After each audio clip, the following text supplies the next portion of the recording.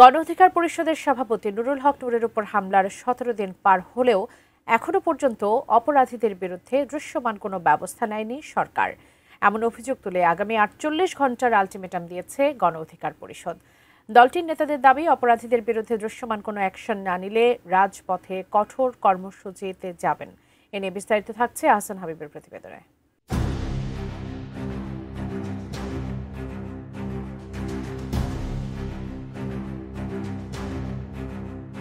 নুরুল হক নূরের উপর হামলার ১৭ দিন পার হলেও এখনো পর্যন্ত অপরাধীদের বিরুদ্ধে দৃশ্যমান কোনো ব্যবস্থা নেয়নি সরকার। এমন অভিযোগ তুলে আগামী ৪৮ ঘণ্টার মধ্যে সরকার অপরাধীদের বিরুদ্ধে দৃশ্যমান কোনো অ্যাকশন না নিলে রাজপথে কঠোর কর্মসূচির দিকে ধাবিত হবেন বলে জানিয়েছেন গণ অধিকার পরিষদের নেতারা। রোববার রাজধানীর ঢাকা মেডিকেল কলেজ হাসপাতালে জরুরি সংবাদ সম্মেলনে তারা এই আলটিমেটাম দেন। সেই সঙ্গে কর্মসূচি কী ধরনের হবে সময় মতো সবাই বুঝতে পারবেন এবং সরকারও টের পাবে বলেও হুঁশিয়ারি দেন। এ সময় নেতারা বলেন, সরকার নূরের উপর হামলার ঘটনায় একটি তদন্ত কমিশন গঠন করেছে।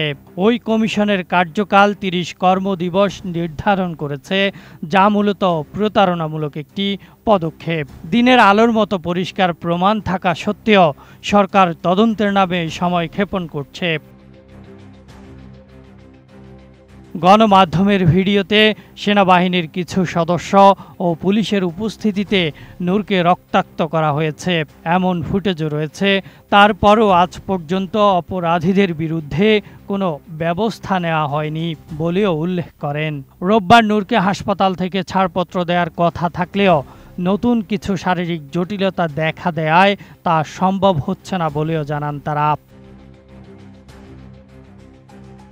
বসুন্ধরা টিস্যু, অশুদ্ধতার বিরুদ্ধে এক বিন্দুও ছাড় নয়। এ সময় গণ অধিকার পরিষদের নেতারা বলেন, গতকাল রাতে হঠাৎ করেই নূরের শারীরিক অবস্থার অবনতি হয়। বেশ কিছু পরীক্ষা নিরীক্ষা নতুন জটিলতা ধরা পড়েছে। তার নাসায় হাড় ভাঙার জটিলতা বেড়েছে, চোয়ালের অংশে ডিসপ্লেসমেন্ট হয়েছে, ফলে ডান পাশের চোয়াল আংশিক অবসরে আছে। তিনি এখনো পর্যন্ত সলিড খাবার খেতে পারছেন না।